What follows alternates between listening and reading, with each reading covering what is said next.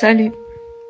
Alors c'est vrai, en ce moment, il y a des vidéos qui circulent sur TikTok pour dire que certaines pratiques sont dangereuses et que derrière ces pratiques se cachent des démons.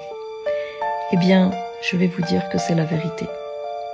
Pour avoir moi-même chassé ces démons qui sont derrière ces pratiques que les personnes font.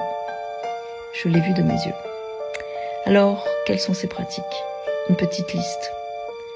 La voyance, la médiumnité, les tarots, le tirage de cartes, le reiki, les cristaux, la cartomancie, la canalisation, la discussion avec les anges, toutes les pratiques occultes comme le Ouija ou interroger les esprits. Derrière toutes ces pratiques, il y a des démons, il y a du mensonge, il n'y a pas de mort, il n'y a pas de bons esprits, même avec la magie blanche. Il n'y a pas de magie blanche, il n'y a que de la magie noire.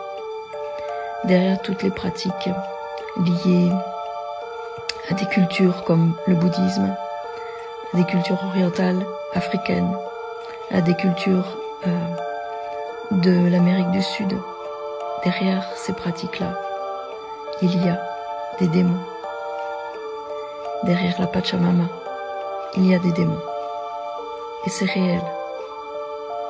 Et même dans le catholicisme, derrière la Vierge Marie, derrière les saints, il y a des démons.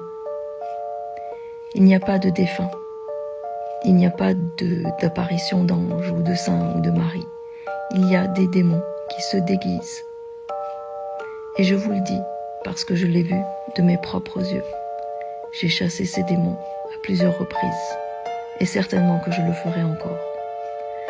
Ce que je crois, c'est que derrière ces pratiques, il y a aussi des conséquences.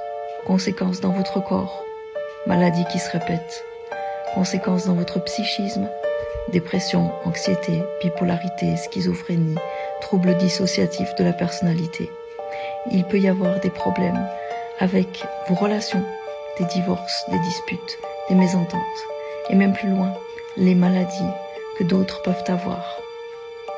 Ce que les gens qui vous soignent ne vous disent pas, magnétiseurs, guérisseurs, rebouteux, c'est qu'ils payent le prix et qu'eux-mêmes portent la maladie ensuite.